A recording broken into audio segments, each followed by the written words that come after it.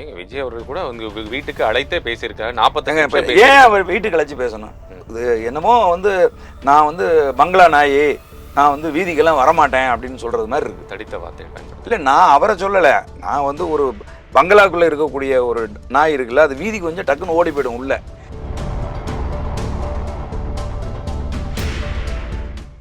திமுகவோட சேர்ந்துட்டு நீங்க விஜய் எதிர்க்கிறீங்க. அதை யாரு சொன்னா உங்களுக்கு? அப்படிலாம் ஒன்றும் அவசியம் இல்லை எங்களுக்கு.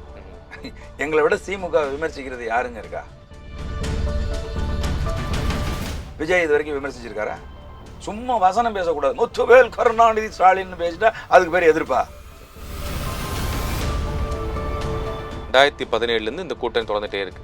தொடர்ச்சியாக வெற்றி பெற்றே வருகிறார்கள். நீங்க சொல்றபடி பார்த்தா ஒரு இடத்துல அவங்க சறுக்கி இருக்கணுமா இல்லை? இல்லை, இப்போ நான் என்ன கேட்குறேன், கூட்டணி அப்படிங்கிறத மக்கள் வெறுக்க ஆரம்பிச்சிட்டாங்க. உங்களுக்கு கூட்டணி இல்லைங்கிறனால அப்படி சொல்லுங்க. எந்த வகையில் அவர் என்ன கொள்கை, என்ன கோட்பாடு எல்லாமே சொல்லிட்டாரு. என்னென்ன கொள்கை, எங்களுடைய கொள்கை என்ன, நாங்க யார், எங்களுடைய எதிரிகள் யாரு சொல்லுங்க பாப்பா. ஏதாவது ஒரு கொள்கை ஊடகத்தில், ஏதாவது ஒரு ஊடகம் அது யாராவது விஜயோட கொள்கை இதுங்க அப்படின்னு ஏதாவது ஒன்று சொல்லுங்க. இப்போ நாங்கள் எங்களை சொல்றீங்கல்ல, எல்லா கட்சியும் இதான் சொல்லுது. அது நீங்களா தானே சொல்றீங்க? இல்லை, அப்படி கிடையாது. நாங்கள் என்ன சொல்றோம், செய்முறை விளக்கமா சொல்றீங்க. இல்லைங்க, நாங்கள் வந்தா சாராய கடைகளை மூடிடுவோம். பனம்பால் தென்னம்பாலை நாங்கள் திறந்து விடுவோம்.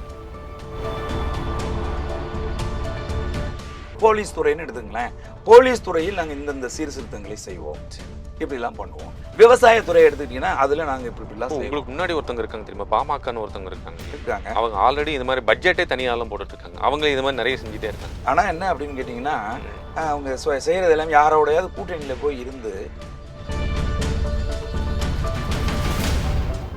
ஆடு மாடு மாநாடு, மரத்துக்கான மாநாடு, இதெல்லாம் கொஞ்சமாவது பலம் சேர்க்குமா அப்படின்னு ஒரு நம்பிக்கை இருக்கா?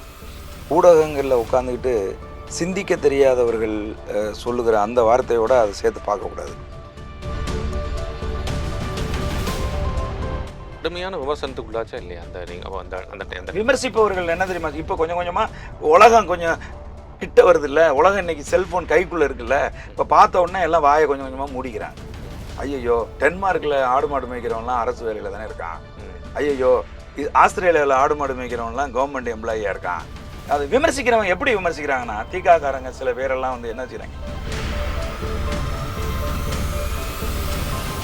பொது சிந்தனைகள் இருக்க பலரை எப்படி விமர்சிக்கிறாங்கன்னா, சம்பளம் எப்படி கொடுப்பீங்க, இத்தனை மாடு மேய்ச்சா இத்தனை சம்பளம். அதை பற்றி கேள்வி எழுப்ப வேண்டியது இப்போ கிடையாது. நாங்கள் ஆட்சி அதிகாரத்துக்கு வந்ததுக்கு அப்புறம் எப்படி நாங்கள் செய்கிறோங்கிறத நீங்கள் பாருங்க. எஸ்கே போயிட்டீங்க.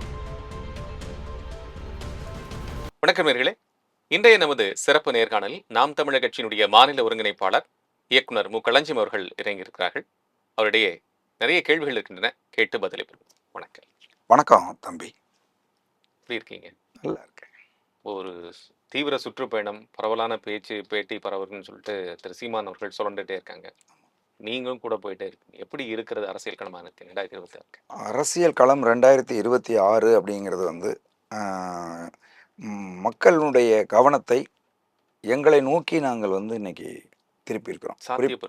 ஆமாம், குறிப்பாக எங்கள் அண்ணன் செந்தமிழன் சீமான் தொடர்ந்து தமிழகத்தினுடைய மக்கள் பிரச்சனைகளை ஒன்றா களத்துக்கு சென்று அதில் பங்கேற்பதன் மூலமாக மக்களினுடைய கவனத்தை பெரிய அளவில் அவர் பெற்றிருக்கார்.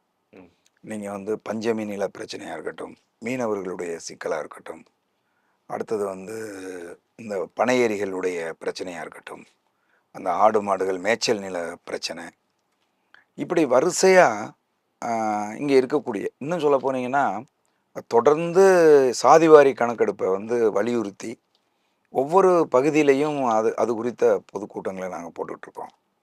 அதே மாதிரி இங்கே நடக்கிற காவல் நிலைய மரணங்களை நேரடியாக செல்கிறோம், அங்கே நாங்கள் பொதுக்கூட்டங்கள் போடுறோம். அதே மாதிரி ஆணவ படுகொலைகளை கடுமையாக நம்ம கண்டிக்கிறோம். இந்த சாதிக்கு கண்டித்தா இந்த சாதியோட வாக்கு கிடைக்காம போயிருமே, இந்த சாதிக்கு ஆதரவாக போயிருமே, அப்படிலாம் நாங்கள் பார்க்குறதில்ல. அதே மாதிரி இப்போ இங்கே சென்னையில் துப்புரவு தொழிலாளர்களுடைய போராட்டம் நடக்குது. அதை சும்மா சம்பிரதாயத்துக்கு ஒரு நாள் போய் அதை பார்த்துட்டு அப்படி வந்துடுறது, அதுக்கப்புறம் ஒரு அடையாளமாக ஒரு கண்டன ஆர்ப்பாட்டம் நடத்திட்டு அப்படி வந்துடுறதுன்னு இல்லாமல் உணர்வுபூர்வமாக தொடர்ச்சியாக அவங்களோட அண்ணன் போய் நிற்கிறாங்க. இது எல்லாமே மக்களை வந்து சிந்திக்க இல்ல வச்சது. இப்ப என்ன எந்த எந்த இடத்தை நோக்கி இப்ப நம்ம நகர்றோம்னா, 2026 தேர்தல் வந்து திமுக உங்களுக்கு எதிராக இருக்கிறது. பெரிய கூட்டணி அவர்களிடம் இருக்கு. அதிமுக உங்களுக்கு எதிரான நிலைப்பாட்டில இருக்கார். நீங்கள் அவர்களுக்கு எதிரான நிலைப்பாடு இப்படி சொல்லலாம். திரு சீமான் அவர்கள் வந்து அதிமுக வேண்டாம், திமுக வேண்டாம், எந்த கட்சியும் கூட்டணி வேண்டாம். இப்போ விஜய் அவர்களையும் நிராகரிச்சுட்டார். எனக்கு நாங்க அவர் கூட அவர் தான் என் கூட வரணும். நான் அவர்கிட்ட போறல. எங்க கொள்கையிலேயே பிரச்சனை இருக்கு. அதனால நான் சேர்த்துக்க முடியாதுன்னு சொல்லிட்டார். மூவரையும் எதிர்த்து நிற்கக்கூடிய ஒரு இடத்துல திரு சீமான் அவர்கள் நிற்கிறார். இந்த இந்த ஆடு மாடு மாநாடு, மரத்துக்கான மாநாடு இதெல்லாம் கொஞ்சமாவது பலம் சேர்க்குமா அப்படின்னு ஒரு நம்பிக்கை இருக்கா? இதை நீங்கள் ஆடு மாடு மாநாடுன்னு ஊடகங்களில் உட்காந்துக்கிட்டு சிந்திக்க தெரியாதவர்கள் சொல்லுகிற அந்த வார்த்தையோட அதை சேர்த்து பார்க்கக்கூடாது. ம், அது வந்து மேய்ச்சல் நில மீட்பு மாநாடு. ம், மேய்ச்சல் நிலம் இல்லைங்க. இன்னைக்கு வந்து ஒரு பீட்டா அப்படிங்கிற ஒரு நிறுவனம் வந்து ஒட்டுமொத்தமாக இங்கே இருக்கக்கூடிய அந்தந்த நிலப்பரப்புக்கு சொந்தமான மாடுகளை அழித்து ஒழித்திடணும் அப்படிங்கிற ஒரு மிகப்பெரிய ஒரு வேலையை திட்டமிட்டு அவங்க செஞ்சிட்ருக்காங்க. ம், அது வந்து ஜல்லிக்கட்டு காளைகளை வந்து உருவாக்குறதுலேருந்து அது வந்து ஆரம்பிச்சுது. ஜல்லிக்கட்டு போராட்டம் அதை பெரிய அளவில் வந்து தடுத்து நிறுத்தி இருந்த சூழ்நிலையில் அடுத்த கட்டமாக அவங்க என்ன செய்கிறாங்க அப்படின்னு கேட்டால், இந்த ஜல்லிக்கட்டு காளைகள்லாம் எங்கே உருவாகுது அப்படின்னு பார்க்குறாங்க. பார்க்கும்போது அது அந்த மலை அடிவாரங்கள் இருக்கிற மலை மாடுகள் என்று சொல்லப்படுகிற அந்த மாடுகள்ல இருந்து வருது. அது வந்து பியூரா வந்து இந்த நாட்டு மாடு. அது வந்து ம்.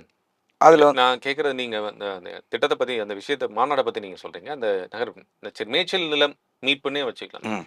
இதெல்லாம் சேர்ந்து சீமானவர்களுக்கு என்ன பலனை வாக்கு சதவீதத்தில் கொடுக்க போகிறதுங்கிறது தான் கேள்வி. அதுதான் பெரிய அளவில் வந்து இன்னைக்கு வந்து ஒரு கவன ஈர்ப்பை வந்து உருவாக்கி இருக்கு. பலன் பலன் தான் சொல்றேன். மக்களுக்கு வந்து எந்த பிரச்சனையா இருந்தாலும் இந்த இப்போ ஆடு மாடை ஓட்டிக்கிட்டு மலை மேலே மேய போறாப்புல காவல்துறை தடுத்தாலும் வழக்கு போடுறதுன்னா போட்டுக்கன்னு சொல்லி மாடை கூட்டிகிட்டு போறாரு.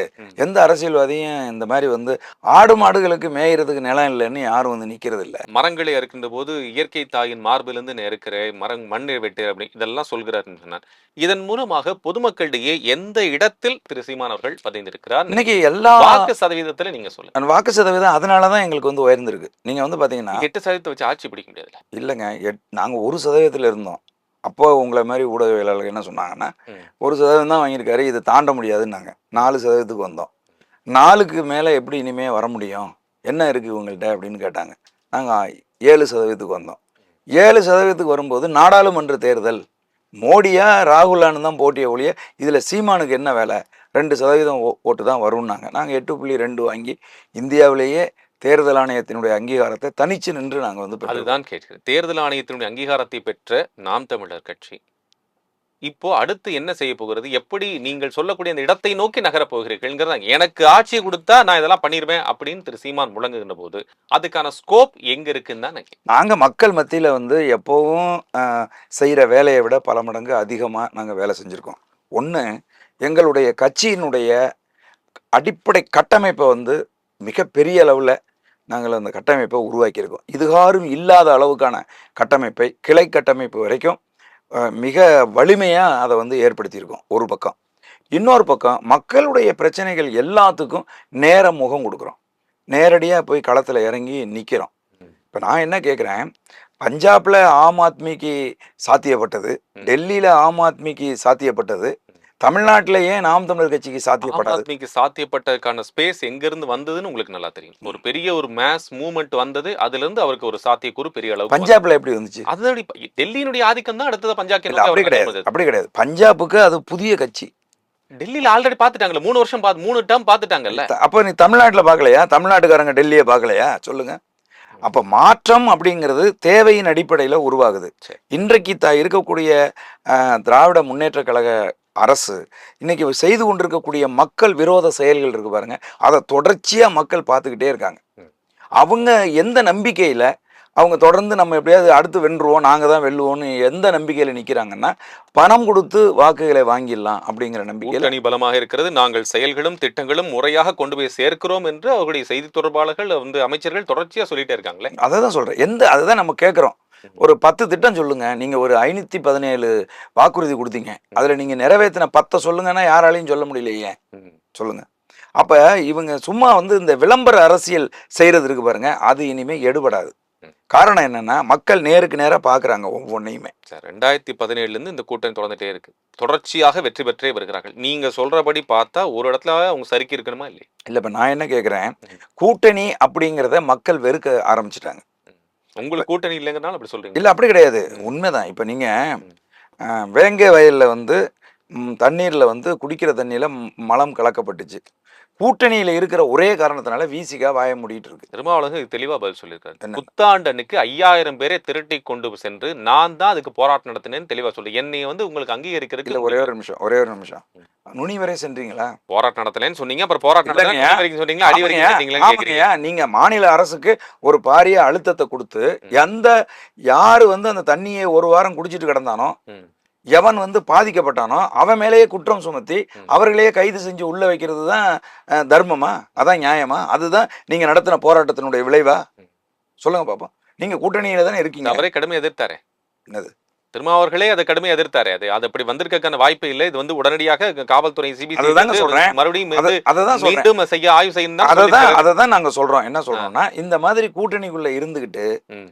இப்ப இன்னைக்கு வந்து ஆதி திராவிட மக்கள், அருந்ததியர் மக்கள், தூய்மை தொழிலாளர்கள் பாதிக்கப்பட்டு ரோட்ல கிடக்குறாங்க. ம். களத்துல வந்து நின்னு அவர்களுக்கான நியாயத்தை பெற்றுக் கொடுக்க வேண்டியது யாரு? ம். சொல்லுங்க பாப்போம். நான் கேட்கிறேன். அருந்ததியர்கள் ஆந்திராவிலிருந்து வந்தவர்கள்னு சீமான் ஈரோட்டுல சொன்னாருங்கிறதுக்காக ம். என்ன துள்ளி குதிச்சாங்க. எவ்வளவு சீமான் தலைக்கே விலை வைக்கிற அளவுக்கு போனாங்கல்ல. அது உங்களுக்கு எலெக்ஷன்லயே ரிசல்ட் ஆச்சா இல்லையா? இல்ல இல்லங்க, எங்களுக்கு ரிசல்ட் ஆச்சு ஆகலைங்கிறத விடுங்க. ம். நான் கேட்கிறேன், இன்னைக்கு அவங்க பாதிக்கப்பட்டு ரோட்ல கிடக்குறாங்கல்ல, ம். யார் வந்தது? அந்த எல்லாரும் ஏன் வரல? ஜெயக்குமார் ஐயா, அவர்கள் வந்திருக்கிறார்கள், இருங்க. திருமா அவர்கள் வந்திருக்கிறார்கள், சண்முகம் அவர்கள் வந்திருக்கிறார்கள்.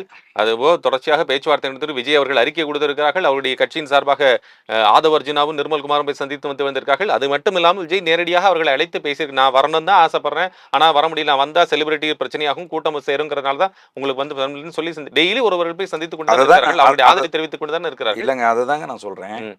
மாநில எந்த வகையில் திரு சீமான் அவர்கள் வித்தியாசப்பட்டிருக்கிறார் அதுல? சீமான் வந்து தொடர்ச்சியா அந்த மக்களோட நிக்கிறாரு.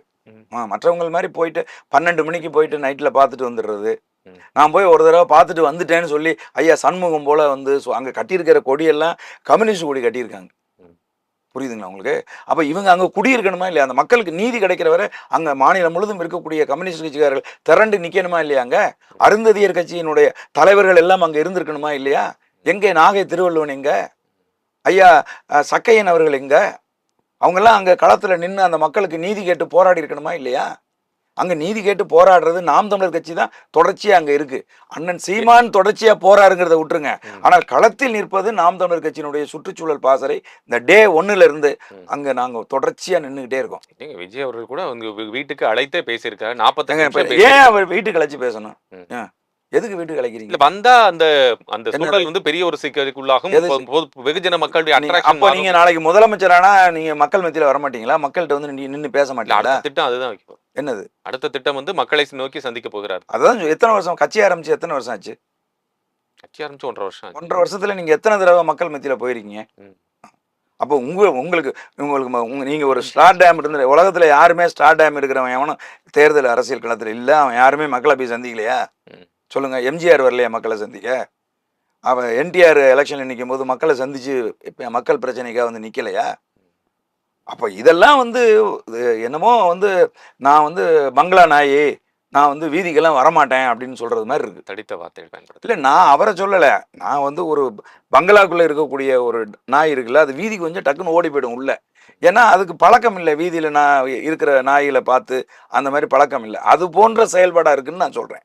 ஒரு பெரிய ஸ்டார் டேம். ஓமையே இந்த 2 ஒப்புதலே ரெண்டுமே ஒரு முரணா சரியில்லாம இருக்குன்னு. இல்ல அப்படி இல்லைங்க. நீங்க ஒரு பங்களாவில் இருந்துகிட்டு வீதியில கிடக்கிற குப்பையாக தூக்கி வீசப்பட்டிருக்க குப்பை அதாவது தூய்மை பணியாளர்களை வந்து நீ என் வீட்டுக்கு வா, நான் அங்க வந்தேன்னா நான் வந்து தூய்மை இல்லாமல் ஆயிருவேன் அப்படின்னு சொல்லிட்டு தூய்மை இல்லாமல் ஆயிரம் இல்ல, அங்க இருக்கக்கூடிய மக்களுக்காக அந்த பிரச்சனை பாதிக்கப்படும்னு சொல்றாரு. அது ஒரு சரியான விஷயம் தானே இல்லையா? உங்களுக்கு என்ன கவலை அதை பத்தி? ம். நீங்க வந்தீங்கன்னா நீங்க வந்தாதான் அந்த சிக்கல் வந்து பெருசா மாறும், மீடியாவோட கவனத்துக்கு வரும். நீங்க வந்து அந்த மக்களோட ஒரு சீமான் அவர்கள் வந்து வந்து ஒரு மணி நேரம் அந்த மக்களா உட்கார்ந்துருந்தார்ல, அது போல வந்து ஒரு 10 நிமிஷம் நீங்க வந்து அந்த மக்களா நின்னீங்கன்னா அது அரசுக்கு பெரிய அழுத்தத்தை உருவாக்கும், ஒரு கவனத்தை பெறும். அந்த அந்த எண்ணம் ஏன் வரலங்கிறேன். அது அந்த ரெப்ரசன்டேஷன் தான் குடுக்குறாங்கல்ல. என்னென்ன நிர்மல்குமார் அவர்கள் வருகிறார்கள். அதேபோல ஆதவர்ஜுன் இங்க வருகிறார்கள். அவர் பாருங்க, வந்து நைட் ஒரு வந்து அவங்க நிமிஷம் ஒரு சந்திச்சுட்டு தானே நிமிஷம் போறாங்க. ஒரு நிமிஷம். ம். அண்ணன் சீமான் அண்ணன் வர்றதுக்கு முன்னாடி அவங்க வந்து வெளியூர்ல இருந்துட்டு இருக்க காலகட்டத்துல ம். 8ஆம் தேதி என்ன அனுப்பி ம். அண்ணன் வந்து ஊர்ல இல்ல. ஏன்னா அது தொடர்ச்சியா அவங்க மீடியாலாம் சொல்லிட்டு இருந்தாங்க, சீமான் வரணும் சீமான் வரணும்னு சொல்லிட்டே இருக்காங்க. அப்ப அண்ணன் வரலைங்கிற உணர்வு அவங்களுக்கு இருக்கு. அதனால நான் போய் என்ன அனுப்பியிருந்தாங்க. நான் போய் அந்த மக்கள்கிட்ட சொல்றேன், இந்த மாதிரி அண்ணன் ஊர்ல இல்லைங்க, 9ஆம் தேதி இரவு வர்றாங்க, 10ஆம் தேதி காலையில உங்களை சந்திக்க வந்துருவாங்க அப்படிங்கிற செய்தியை நான் வந்து சொல்றேன். சரி. இது வந்து சீமான் அண்ணன் வந்ததுக்கு சமமாயிருமா? ம். நான் வந்து சீமான் அண்ணன் வந்தா அவர்களுக்கு ஏற்படுகிற உணர்வை நான் சரி செஞ்சு விட முடியுமா? இல்ல நீங்க ரெப்ரசன்டேஷனா போறீங்கல்ல. அது மாதிரி தானே அவங்களும். ம். எந்த வகையில அதுதான் கேட்கிறேன். என்னை விட எந்த வகையில வந்து இப்ப அவங்க அந்த கட்சியில வந்து அவருக்கு இணையானவங்களா? ம். நான் எப்படி அண்ணன் சீமான் அவர்களுடைய ரெப்ரசன்டேட்டிவா போறனோ அது மாதிரி தானே அவங்களும் ரெப்ரசன்டேட்டிவா வர்றாங்க. சொல்லு. அப்புறம் அது எப்படி போயிருக்கிறார்கள்? நான் போய் சொல்றேன் அண்ணன் வருவாங்கன்னு சொல்றேன், அடுத்த நாள் வந்தார்ல. ம். அது போல நீங்க வரணும். மக்களை களத்தில் சந்திக்காத யாரும் அரசியலில் ஏன் வெல்ல விஜய் முடியாது. மேல உங்களுக்கு இவ்வளவு கோபம்? என்ன அவ்வளவுதான் கோபம்? இல்ல. ஏன் எதற்கு ஒரு தொடர்ச்சியா இப்ப வந்து ஒரு காரமான ஒரு எதிர்ப்பு என்ன பிரச்சனை விஜய் மேல? இல்ல எங்களுக்கு ஒரு பிரச்சனையும் இல்லைங்க. அப்புறம் ஏன் தொடர்ச்சியா அவர் வந்து ஒரு சாடல் அரசியல் களத்துல வந்தாச்சுன்னா ம். அரசியல் களத்துல வந்தாச்சுன்னா எல்லா திமுகவை எதிர்க்கிறோம், அதிமுக எதிர்க்கிறோம், இவரும் எதிர்க்க நிக்கிறாரு, எதிர்க்கிறோம், அவ்வளவுதான். திமுகவோட சேர்ந்துட்டு நீங்க விஜய் எதிர்க்கிறீங்க. அது யாரு சொன்னா உங்களுக்கு? அப்படியெல்லாம் ஒன்றும் அவசியம் இல்லை எங்களுக்கு. ம். எங்களை விட திமுக விமர்சிக்கிறது யாருங்க இருக்கா? ம். யாராவது ஒருத்தர் சொல்லுங்க. எந்த விஜய் இது வரைக்கும் விமர்சிச்சிருக்காரா? சும்மா வசனம் பேசக்கூடாது. முத்துவேல் கருணாநிதி ஸ்டாலின் பேசிட்டா அதுக்கு பேர் எதிர்ப்பா? ம். அதுக்கு பேர் எதிர்ப்பா? நாங்க புட்டு புட்டு வைக்கிறோம். திமுக செய்யற அத்தனை அட்டூழியங்களையும் ஒண்ணா மேடை மேடையா எங்க கட்சி ஒவ்வொரு நாளும் தமிழகத்தின் ஏதேனும் ஒரு மூலையில் குறைஞ்சது 3 பொதுக்கூட்டம் நடத்துது. இன்னைக்கு நீங்க கேக்குறீங்கல்ல என்ன என்ன பண்ணிட்டு இருக்கீங்கன்னு. எங்க கட்சி எங்க அண்ணன் பேசுறத மட்டும்தான் ஊடகங்கள் கவனிக்குது. ஆனால் நாம் தமிழர் கட்சி ஒவ்வொரு நாளும் தமிழகத்தின் ஏதேனும் ஒரு இடத்துல குறைஞ்சது 3 இடத்துல இருந்து 5 இடத்துல பொதுக்கூட்டம் நடத்திக்கிட்டே இருக்கோம். திமுகவினுடைய செயல்பாடுகளை தான் நாங்க விமர்சிக்கிறோம். எந்த கட்சி மேடை போட்டு திமுக ஏறி அடிக்க போறான்? எங்க எங்க மேடையில தான் தொடர்ச்சியா நாங்க பேசுற பேச்சை தாங்க முடியாம ஆளுங்கட்சி நீங்க ஆளுங்கட்சியை விமர்சிக்கக்கூடியதான் நம்ம ஒரு ஆளுங்கட்சி இதுக்கு முன்னாடி யாருமே விமர்சிச்சது இல்லையா? எல்லாமே நாங்கள் கடுமையா விமர்சிக்கிறோம். நாங்கள் நேருக்கு நேரா விமர்சிக்கிறோம். அதனால எங்க பிள்ளைகளை மேடை ஏறி அடிக்க போறாங்க. ஏன் இப்ப அதிமுக காரங்க விமர்சிக்கலையா? மற்ற கட்சிக்காரங்க யாரும் விமர்சிக்கலையா? அப்ப நாங்க தான் கடுமையா எதிர்க்கோங்கிறத சொல்ல வர்றேன். நாங்கள் கடுமையா எதிர்க்கிறதுனால தான் அவர்கள் அதை பொறுத்துக்க முடியாம அவங்க மேடையில் ஏறி எங்களை அடிக்க வர்றாங்க. அப்போ திமுகவை நாங்கள் எந்த அளவுக்கு எதிர்க்கிறோங்கிறதுக்கு இது ஒரு பெரிய உதாரணம். அடுத்தது அதிமுக. அதிமுக இன்னைக்கு பிஜேபி கூட்டணியில இருக்கு. பிஜேபி கூட்டணியில் இருக்கிற அதிமுக இங்க வெற்றி அடைஞ்சு இங்க எதையும் செய்ய முடியாது அப்படிங்கிறத மிக கடுமையா நாங்கள் அதையும் வந்து கடுமையா எதிர்க்கிறோம்.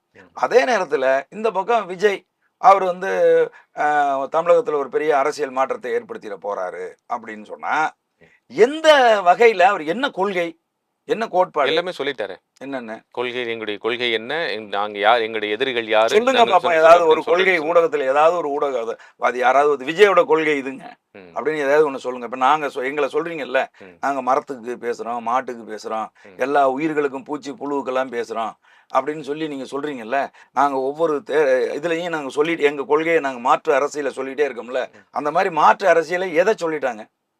மக்கள் மன்றத்துல எதை கொண்டாந்து வச்சாங்க?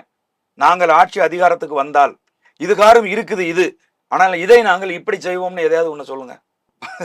அதாவது என்னன்னா, நாங்க வந்து எல்லாரும் தேர்தல் வாக்குறுதி கொடுப்பாங்க. ஆனா நாம் தமிழர் கட்சி வாக்குறுதி கொடுக்காது. நாம் தமிழர் கட்சி ஆட்சி வரைவு கொடுக்கும். இந்த ஆட்சி வரைவு வந்து நாம் தமிழர் கட்சி ஆட்சி அதிகாரத்துக்கு வந்தா ஏதேனும் ஒரு துறை எடுத்துங்க, போலீஸ் துறைன்னு எடுத்துங்களேன்.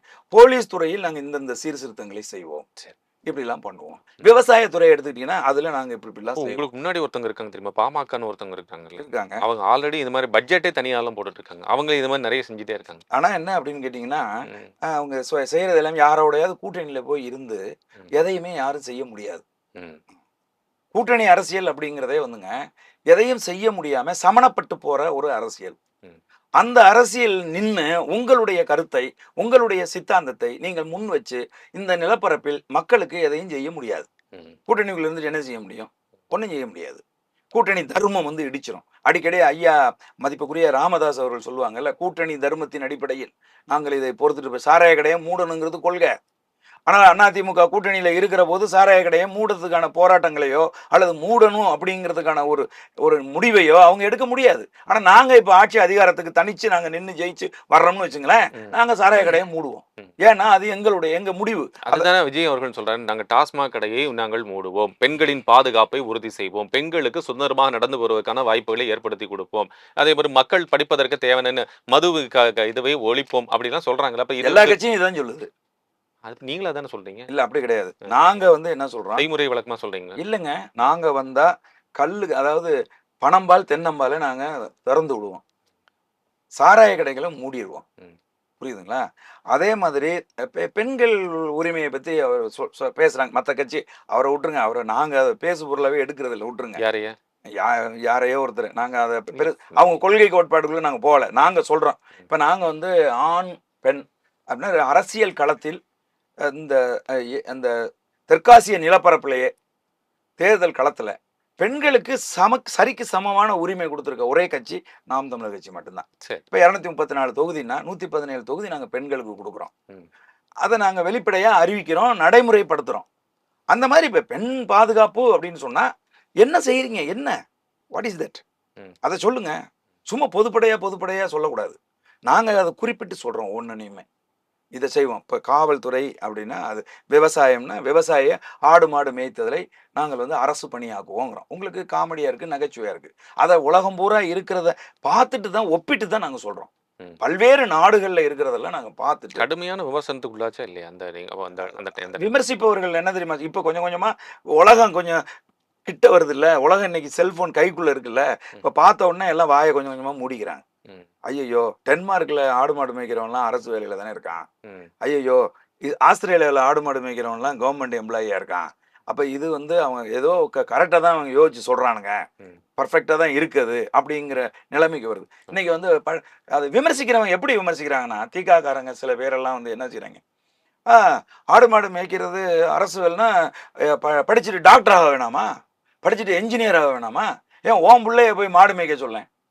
இது மாதிரியான ஒரு முட்டாள்தனம், பகுத்தறிவு சிந்தனைவாதிகள் இப்படி ஒரு முட்டாள்தனமா பேசினா யாரு வந்து என்ன செய்ய முடியும் சொல்லுங்க பாப்போம். அப்புறம் எதுக்கு அது பிஎஸ்சி அக்ரின்னு எதுக்கு வச்சிருக்கீங்க, இது வெட்னரின்னு எதுக்கு வச்சிருக்கீங்க? அது வெட்னரி டாக்டருக்கு படிக்கிறவங்கலாம் கவர்மெண்ட் எம்ப்ளாயி இல்லையா? மாட்டுக்கு வைத்தியம் பார்க்குறவங்கலாம் கவர்மெண்ட் எம்ப்ளாயி இல்லையா? அப்போ நீங்க வந்து யோசிக்கிற போதே எல்லாரையும் கூப்பிட்டு யாருமே படிக்காம எல்லாம் ஆடு மாடு மேய்ன்னு சொல்றாங்க. ஒரு கேள்வி, அது தொடர்ச்சியான ஒரு கேள்விதான். நிறைய இப்ப நீங்க திராவிட கழகத்தினை சேர்ந்து விமர்சிக்கிறாங்கன்னு சொன்னால பொது சிந்தனைகள் இருக்க பலரே எப்படி விமர்சிக்கிறாங்கன்னா, சம்பளம் எப்படி கொடுப்பீங்க, இத்தனை மாடு மேய்ச்சா இத்தனை சம்பளம், இத்தனை ஆடு மேய்ச்சா இத்தனை சம்பளம் அப்படின்னு கொடுப்பீங்க? அதை பத்தி கேள்வி எழுப்ப வேண்டியது இப்ப கிடையாது.